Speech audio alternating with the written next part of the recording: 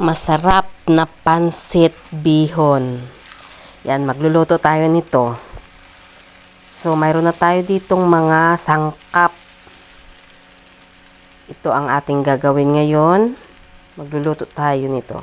So, mayroon ako ditong broccoli. Ito, cabbage.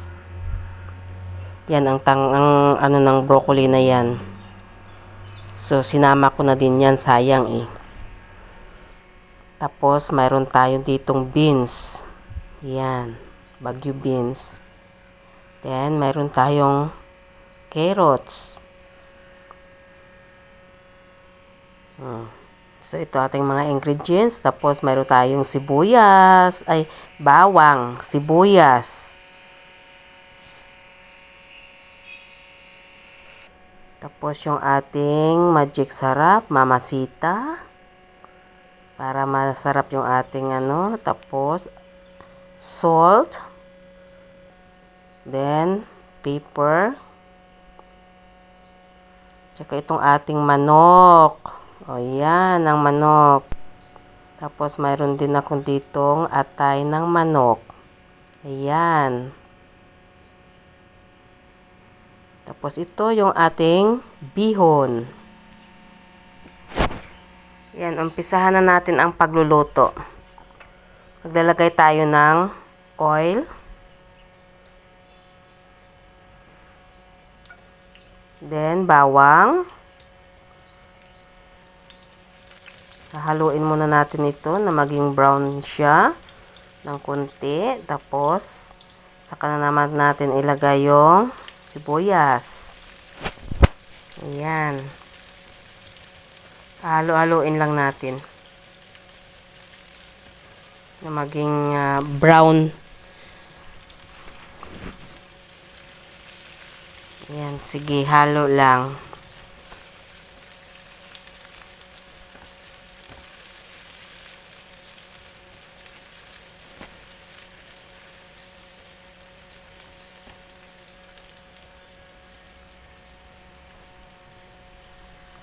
Tapos maglalagay tayo dito ng ating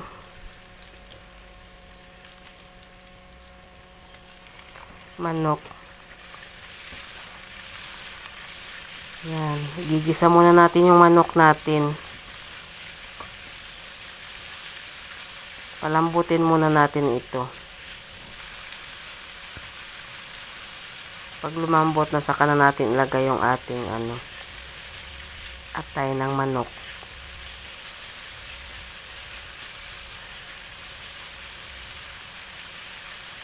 Ayan. Palalambutin natin muna ito. Lagyan muna natin siya ng takip.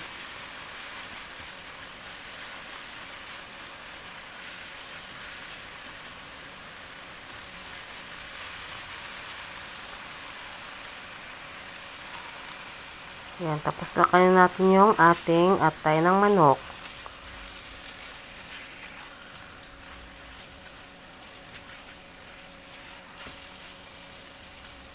Yan, igigisa muna natin yung atay ng manok. Tapos ito ng ating nagawa.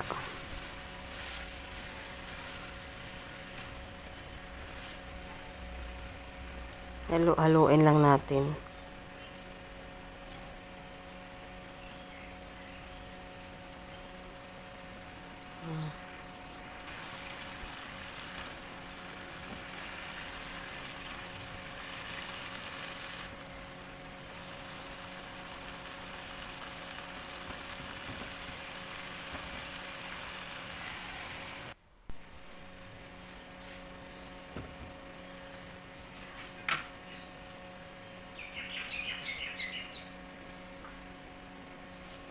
Tapos ilagay na natin yung ating bihon.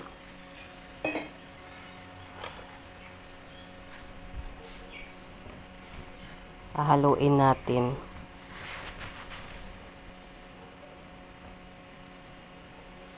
Ayan. Halo lang.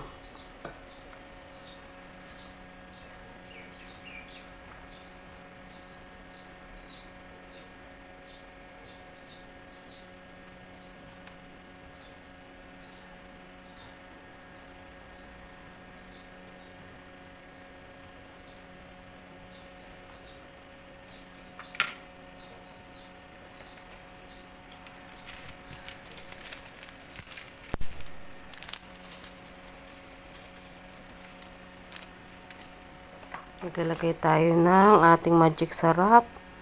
Tapos, asin.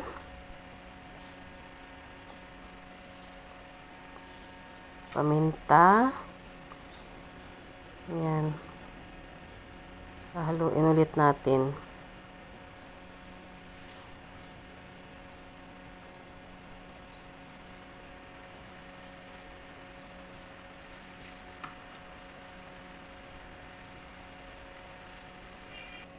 Saka dito, mag-ano tayo ulit ng ating gulay. So, maglalagay tayo ng oil. Mag-isa tayo ulit ng bawang.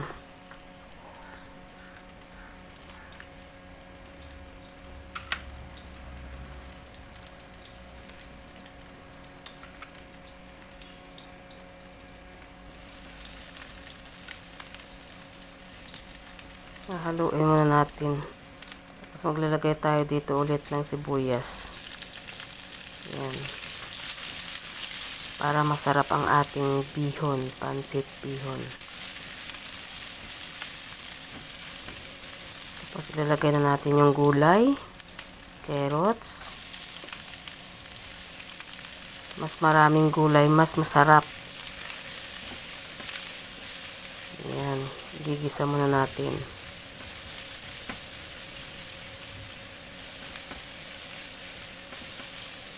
Tapos maglalagay na tayo dito ng beans.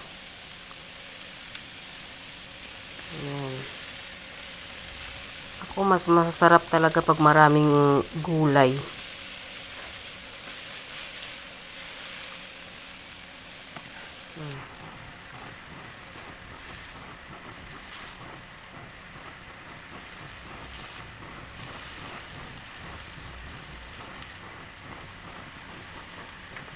Ayan, maglagay tayo ng yung ng broccoli, tangkay. Inano ko na yung puno niya. Sinama ko na din, sayang eh. Mahal pa naman ang broccoli. Tapos maglalagay na tayo dito ng broccoli. Ayan, halu-haluin lang natin hanggang sa maluto siya.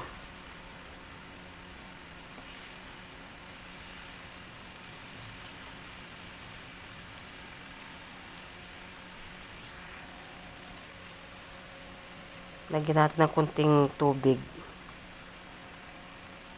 Tapos takpan muna natin. 2 minutes maluto na yan, okay na. Okay na to. Halu-haluin lang natin ulit. Yan, maglalagay tayo ng cabbage natin.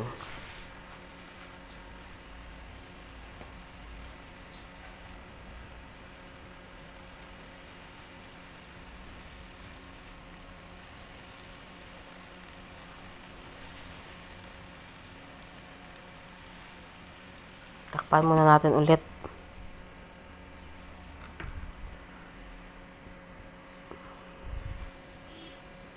Ito okay na. Haluin natin kasi ililipat natin dito sa ating maglalagay muna tayo ng mamasita. Tapos lalagay na natin yung gulay. At halo-haloin na natin ito.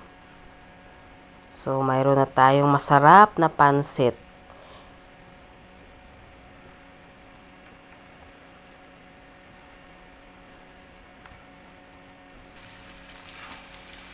Ready na ang ating pansit bihon. Ayan.